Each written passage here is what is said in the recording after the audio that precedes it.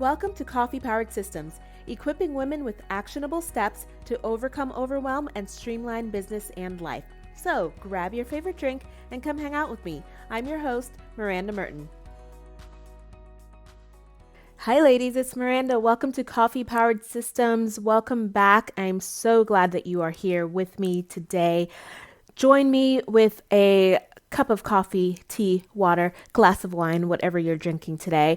I still have a cup of coffee with me, even though it is actually rather late for me here. My batch day turned into an extended batch day. I ended up writing show notes and now I'm recording because I got a little backed up this weekend. So now I'm rolling my 2 days into one. Today we are talking about what to focus on in your business if you only have an extra 5 hours a week. When I say an extra 5 hours a week, I'm talking about the little time that you have for planning and doing the extra things, because if you are a writer or a content creator, your week is going to be focused on creating those contents, writing your scripts or stories, and if you have clients, a lot of your week is going to be taken up with client work. And we want to talk about what to focus on when you are working on your business and you have some extra time during the week to help plan and function that. So the first one I want to talk about is learning. This should be included in your strategy each week. So you want to spend at least an hour to pick up a book that you're reading or make headway on one of those online courses that you spent money on. And you know, the ones I'm talking about, they always end up in your drive and you forget you even bought them. When you're deciding what to focus on this week, see if one of those courses that you purchased that you have not gone through yet, if that would be beneficial to go back through and look through some of those modules. So you want to focus on one of those courses, or you can listen to an episode of your favorite business podcast. The key here is not to spend all of your time learning though. You want to focus on little chunks here and there. You can do 10 minutes, 20 minutes, whatever you have time for, but the strategy here is to poke at it a little bit each day, because again, we don't have a lot of extra time, but you do want to make time to work some of those things into your days. Again, we don't have a lot of time because we have to take action if we're going to move the needle, but we also want to learn something new each week so that you can either implement it in your business or continue to build upon it. Number 2, the second thing we want to focus on is your business metrics. Now, this doesn't have to be done each week. I'd say maybe every month or even twice a month if you want to do a mid-month check-in and then a end-of-month check-in so you can compare how your month went. Or if you have a bigger business and you need to check in midway through the month to make sure you're on track for the month, that's also good. But I don't think you need to check in every single week. Certain things, maybe you do have to check in every week, but that's up to you and where you are in your business. A lot of times we tend to ignore the numbers and we keep moving along. But how do you know if what you're doing is working if you're not going to track the efforts? So what numbers should we track? If you are running ads, if you're running Facebook ads, you're definitely going to track those. Those are going to be something you track more often. If you are running ads, typically we're not actively running ads 365 days a year. So if you're in the middle of an ad campaign, you're definitely going to want to check those every day. Make sure that your ad is doing what you want it to do and either make a shift or turn it off, because you don't want to be throwing money into ads that aren't working. And you also want to measure things that are measurable in your business specifically. So social media numbers. Although we don't want to get hung up on things like how many followers you have, you do want to notice the different trends, like are your followers continuing to go up steadily, or are you having a sudden drop in followers and they're continuing to go down? What types of posts tend to get the most engagement from your base? So things like that, if you start to notice different trends, you can make shifts in what you're doing on social media. If you are suddenly having a drop in followers, you're going to want to note what you have changed or what you've been doing. Maybe it isn't resonating quite as well. Or if you notice that maybe posts with your photo tend to get more likes and engagement than posts of just a picture of a stock photo of a desk. So take note of what types of posts are working, and then you can adjust mid-month or next month. You also want to check website traffic, your popular content, what's getting the most views. If you have a podcast, check your subscriber numbers, see if those are going up steadily. Maybe then you can focus on some efforts on what you can do to get more subscribers. And income goals. You definitely want to check your income goals. Everyone at the beginning of the year usually sets an income goal. You'll have your standard, this is what I want to make this year, and then you might have a stretch goal as well. But you definitely want to keep an eye on your goals. Are you hitting your monthly income goals, so that if you said you wanted to make $75,000 this year and it is now the middle of the year, where are you? Are you at 40,000 or are you at 50,000? Then you can definitely tell if you are on track to hit your goal. So you want to keep an eye on those numbers. Number 3, planning. The type of planning that you do in your business or you have to do personally will depend on whether or not you have help in those areas. So if you already have a VA or somebody that is handling your social media or some other part of your business, you won't have to particularly touch on that, hopefully, if they are doing the specific job well that you hired them to do. Now, when I say planning, that includes social media scheduling and posting, preparing for the upcoming week. What will your main goal for the week be, and how are you going to achieve it? Plan out the action steps needed to complete that goal. Prepare for the next day. We usually want to do that the night before by planning your focus goals. And prepare for any upcoming phone calls for the week. So if you create content like books, if you're a writer, you podcast, blog, create YouTube or TikTok videos, etc., you want to make sure that you plan your content ideas and when you will be creating the content. So don't just sit down any old time during the week and decide that now you want to sit down and write a blog post. You want to already have that plan in place. Number 4, meal prep. What? Yes. Meal prepping and grocery planning will save you a lot of time during the week, because I know we spend a lot of time on food, especially if you have a family, or especially if you've got children and you do the cooking and all of the grocery planning and shopping. If that all falls on you, the less time you spend deciding what to eat, the more time you'll have to spend focusing on other things. So let's take it a step further by you could also use a grocery delivery service like Amazon Fresh. You can cut the extra time spent in the store, and not to mention it also cuts out on impulse buying. So why meal prepping? Why planning? Why do you want to plan your groceries and your meals ahead of time? This helps with decision fatigue, and you can do the same thing with your clothes. You can do the same thing with a lot of different things that you have. This was made famous by Steve Jobs.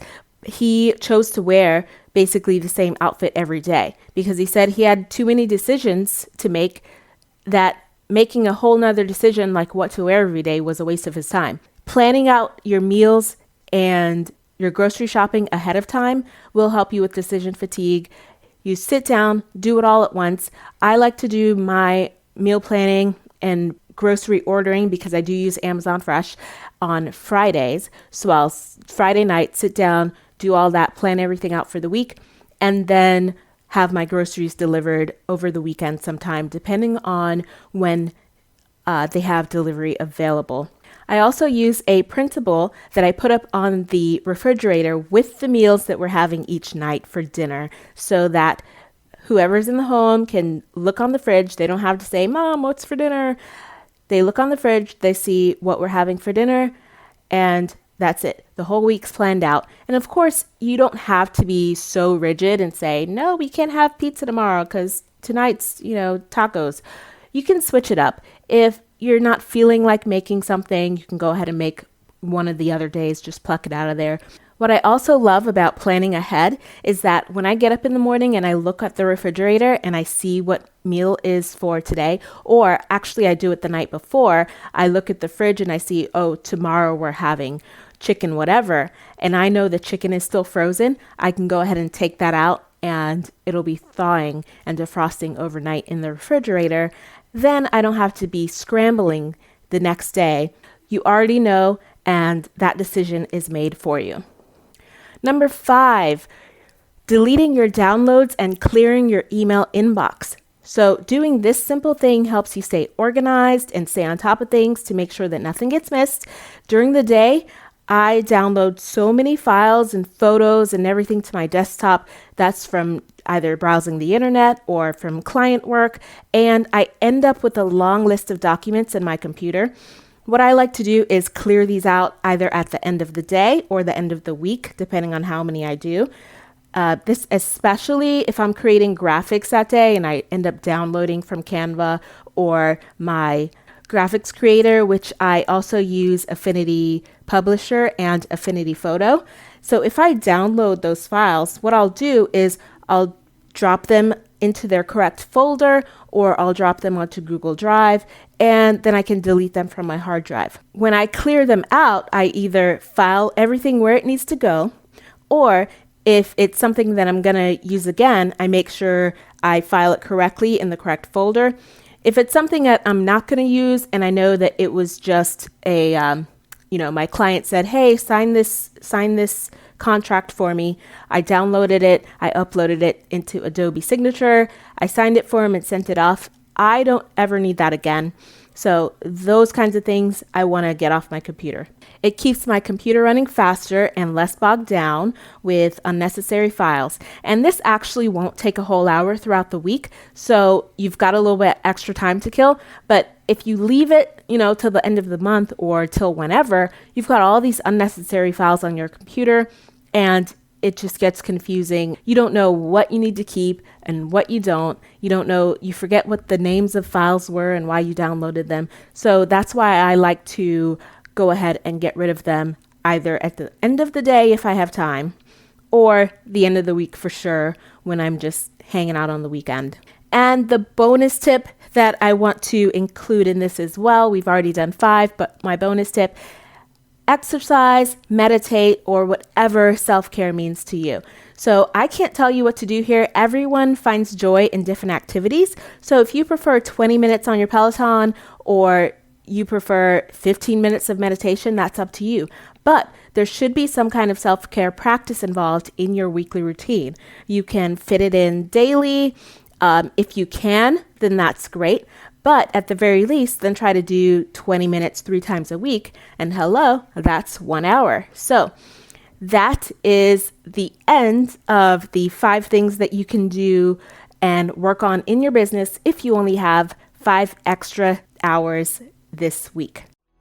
All right, it's Q&A time. If you have a question about systems, workflows, or you just want a recommendation, visit the link in the show notes to leave a voice recorded message for me. There's nothing to download and your name is optional. Just hit record and send, then listen for your question in an upcoming episode.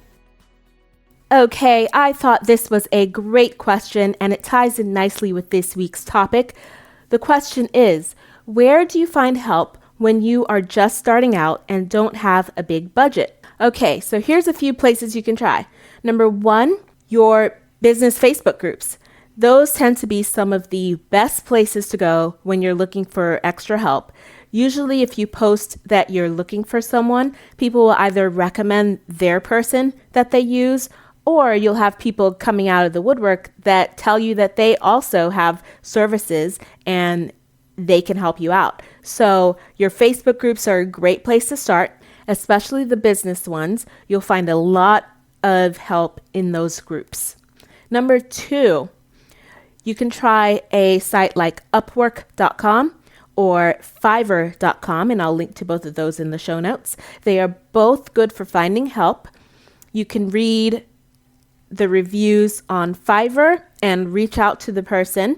It's a good way to get simple one-off tasks done, like if you need a graphic created or a logo. Some of them are, $5 up to $50, depending on what you're, actually even more than that, because I've seen, depending on what you're looking for, the scope of the work could be a lot bigger. So they do have ranges if you want to add on or if you need a quicker turnaround, things like that. On Upwork, you can create a proposal and they will bid for the work, and then you can interview a person. So that would be a good one if you want a person to do ongoing things for you. Say you need a podcast producer or you need a VA. Then you can create basically like a job ad and post that on there with everything you're looking for. People will bid on the work and tell you what their rate is, and then you can interview from there and choose one. The last place that I could suggest is called Virtual Staff Finder. virtualstafffinder.com. This was created by Chris Ducker. It's a staff matching service for affordable workers in the Philippines. So I've not tried them before, but Chris Ducker is great and they have been around for a long time, and you can get VA help for a really good price. And that's it for this week. Now go pick one thing on your list to work on, and see you next Tuesday. Thanks for listening to Coffee Powered Systems. You can find links to everything mentioned in the episode down in the show notes or on the website at mirandamerton.com. If you enjoyed this episode, share it with another bestie who would love it too, and join me here next time.